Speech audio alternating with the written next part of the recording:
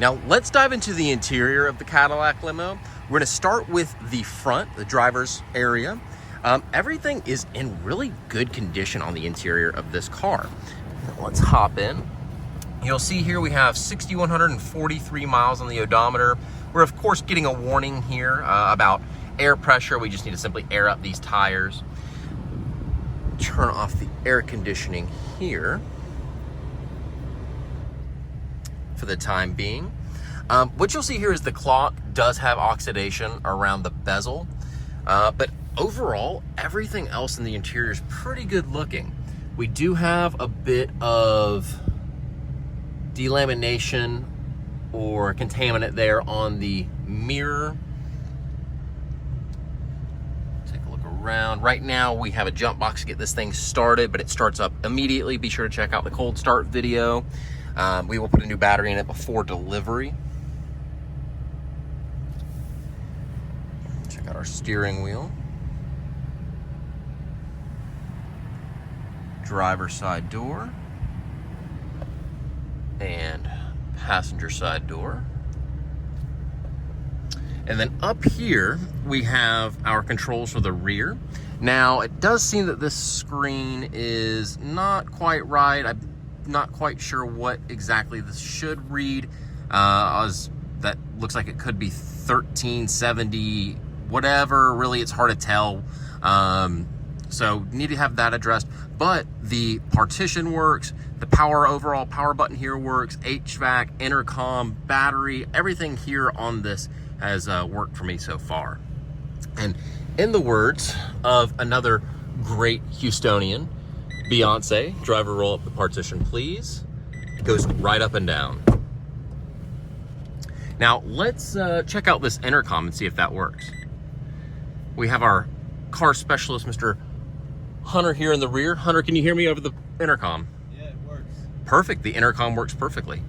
I do not quite seem to hear him here in the front, so I'm not sure if it's whether or not it's a two-way or if the driver's speaker is not working properly, but he can hear me loud and clear in the rear.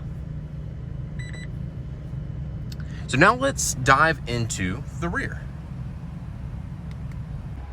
Now the moment we've all been waiting for, the rear. Everything back here is in very good condition. As we step in, you'll see that we have seats for 3 here in the very back with the 2 main seats there.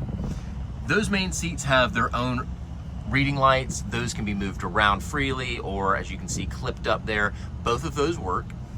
We also have vanity mirrors here that pull down. I'll give you a perspective of those from the other angle. They work.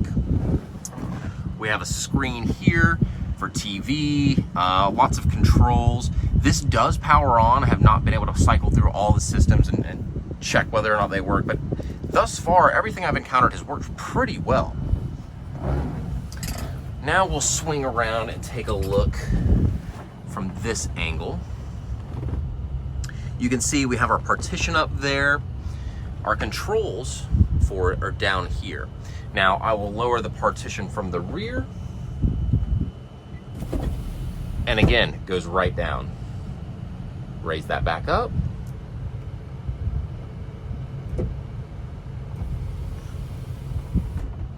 And there it goes. Now we also have our intercom button mood. I have not cycled through that. Oh, it looks like the lights change.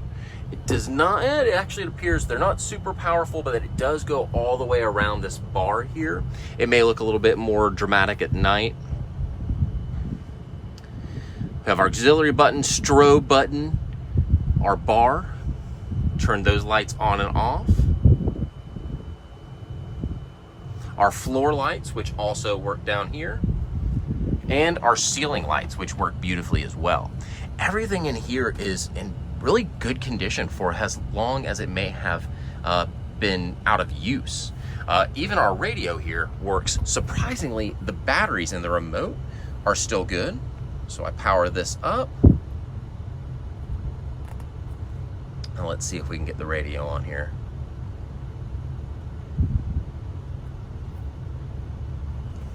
But I did test this out earlier and all of the speakers work. The speakers there at the front have pretty good bass. Ah, yes, my favorite local Mexican radio channel. All speakers, including the door speakers, work. The AC, all fans are blowing. This thing may be a really awesome sleeper buy from the George Foreman collection. I would certainly put a little emphasis on taking a look at this. We also have a cooler in here, and then our champagne cooler there.